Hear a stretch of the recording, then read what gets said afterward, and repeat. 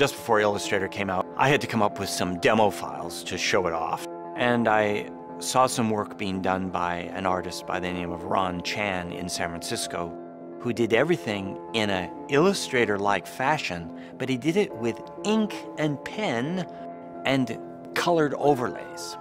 So he's a great candidate for someone who should be using Illustrator.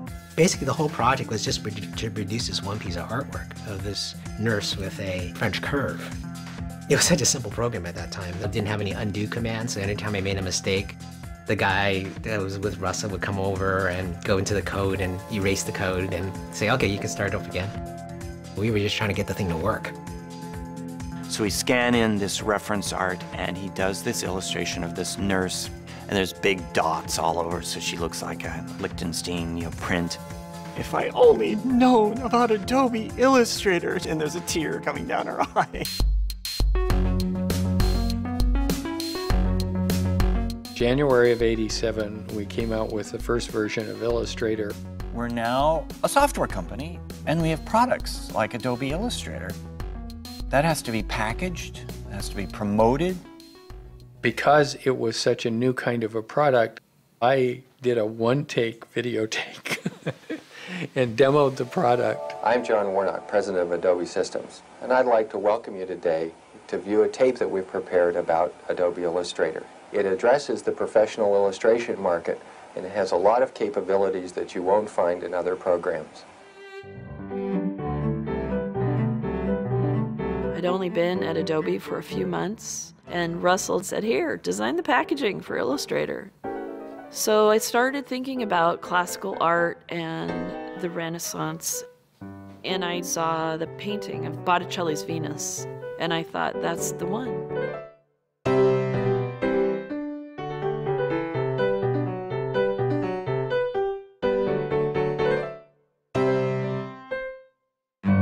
I was sold the minute I saw it.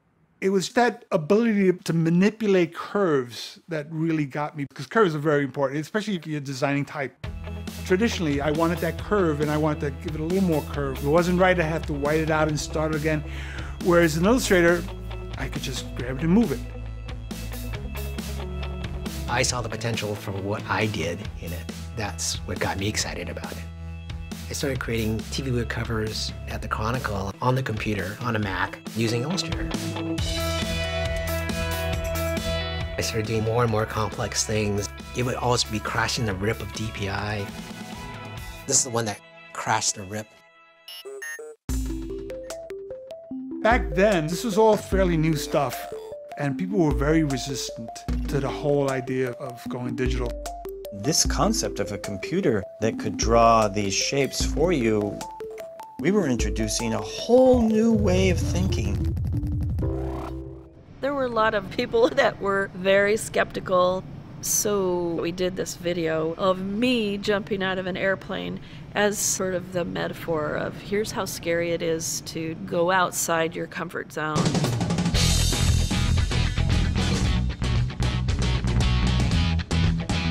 I hated jumping out of the airplane, by the way.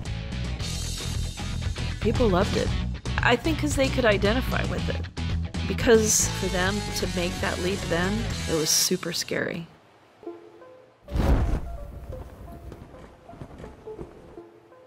There were skeptics for quality of text.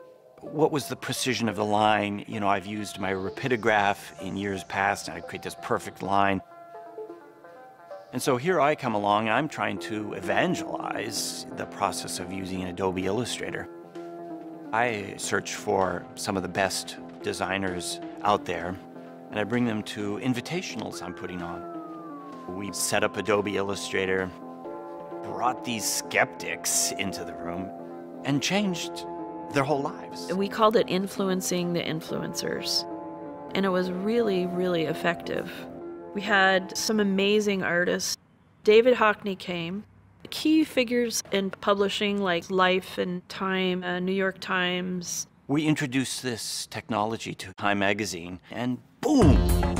Every infographic at Time magazine is now being done in Illustrator.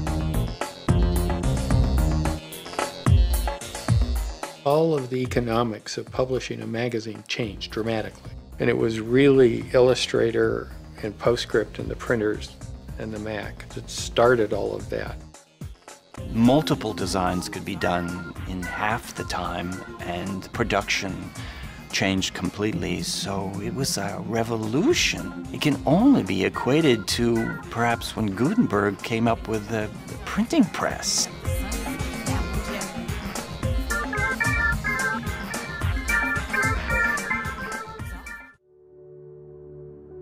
Illustrator, it really has changed the world, and it's changed the way graphic designers work and the art that's been created.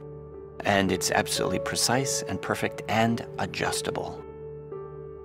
What people have been able to do with Illustrator is just astounding. Everybody said you're going to ruin good design because now anybody can do it. But the cream rises to the top. The creativity is in the designer. The creativity is in the person who uses the tools.